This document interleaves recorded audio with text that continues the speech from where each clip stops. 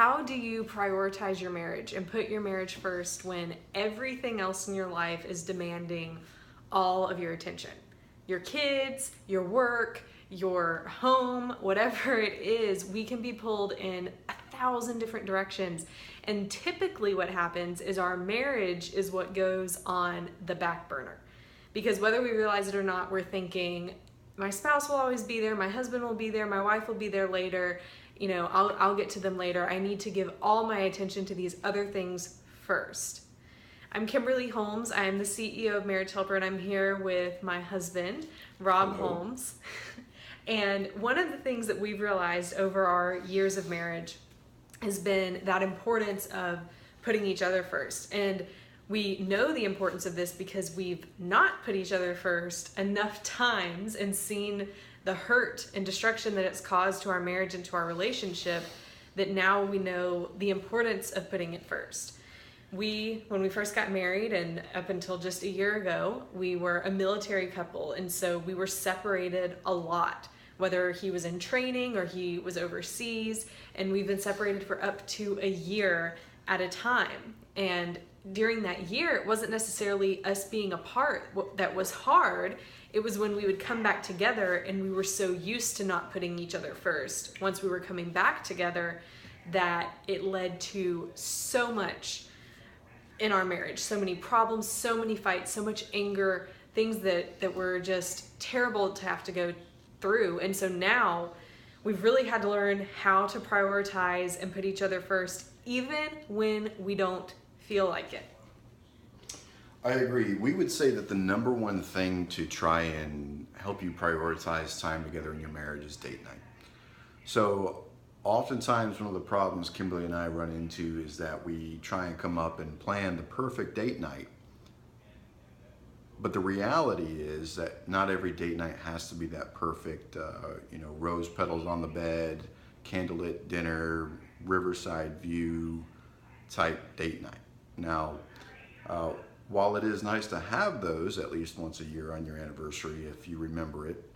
Mine's on New Year's. I planned it that way so I would remember it. You didn't plan it, I did.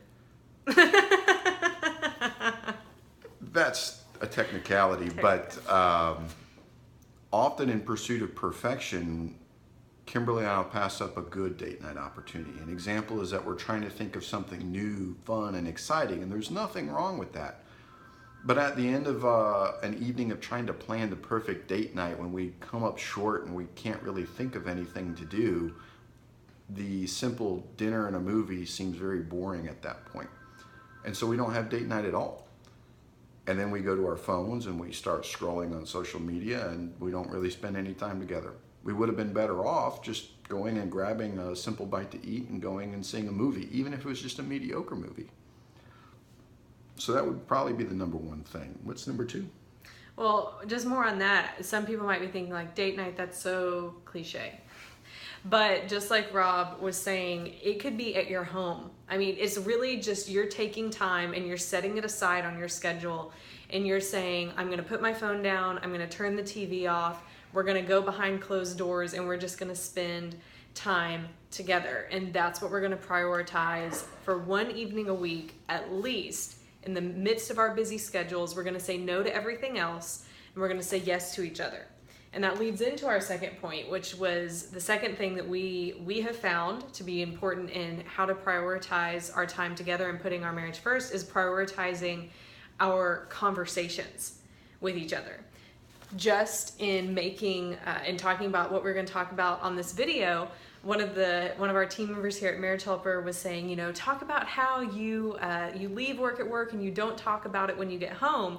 And we looked at each other and we were like, we do talk about work, and that's not a bad thing for us. We love being able to talk about work with each other. We love not having to say, okay, we're not going to talk about anything that happened during our day, because then the only thing left to talk about is what's going on at home.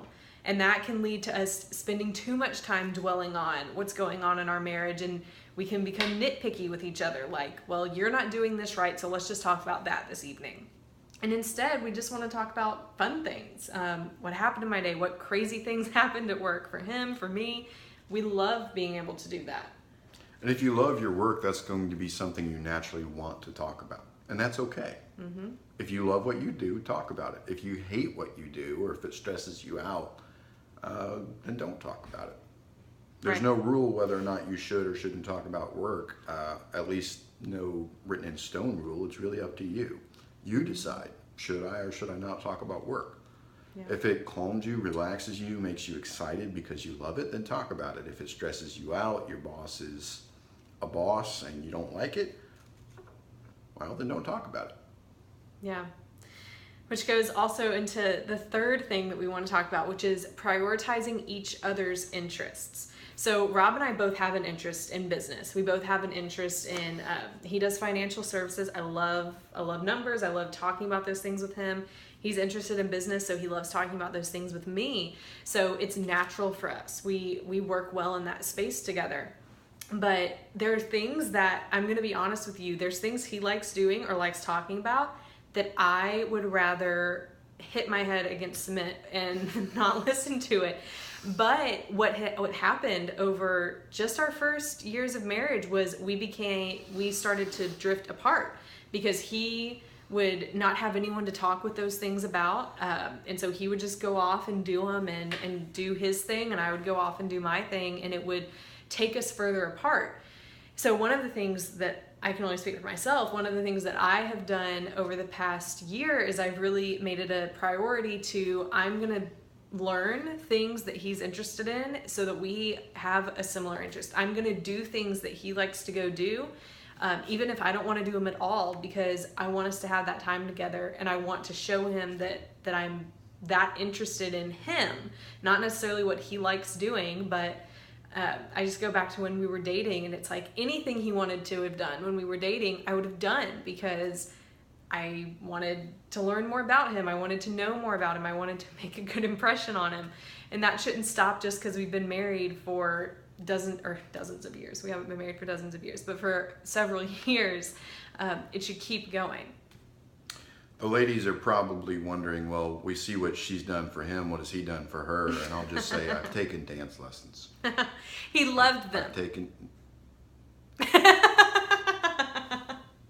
I love you. Oh, you're so sweet. I've taken dance lessons. That wasn't how excited he was when taking them. But no, he did, because that was something that was important to me, something I wanted to do. And so we're constantly trying, and we don't always do it perfectly, for sure. It's been a fight we've had in the last week, literally, of I need to do more. I need to be more interested in doing things that he wants to do, because otherwise he's going to go do them anyway, and I'm going to be home alone. So it's something to always work on, but it's important to do. To be fair to Kimberly, a lot of the things she's into that I get into are healthy for an individual. Like Kimberly's into healthy eating, healthy cooking. I just got into that. I need to lose weight, so it also helps me. And it'll help us bond as a couple. We do like to talk about work. We do like to talk about business. We do like to talk about business opportunities, even things that we never act upon. Those things are fun for us. They help us bond. We have very strange things that normal couples probably don't bond in conversation over. But that's okay. You do you, as the great philosopher Kanye West once said. That every couple is different, and every couple is going to have their own way of going about and talking and things that they're interested in. Mm-hmm. So don't focus on what's going wrong in your marriage. You can always find something going wrong in your marriage. Even the best marriages have something that's not perfect. So if that's the only conversation you have, if that's the only thing you talk about when you spend time together, you're not going to want to spend time together. So focus on these positive things, on doing date night, whatever that looks like for you, on having casual conversation, not just always talking about what's going wrong or the things you wish were doing different. He's guzzling coffee. But focus on just talking about things that are fun, things that are happy, things going on in your life that might have nothing to do with your marriage, and focus on each other's interest. Take up an interest of his, take up an interest of hers. Do something that each of you likes doing. Learn to compromise. Over time, it's going to make your marriage even better, but you literally have to prioritize it, schedule it, say no to other things in order to say yes to spending time on your marriage every single week. It makes all the difference in the world.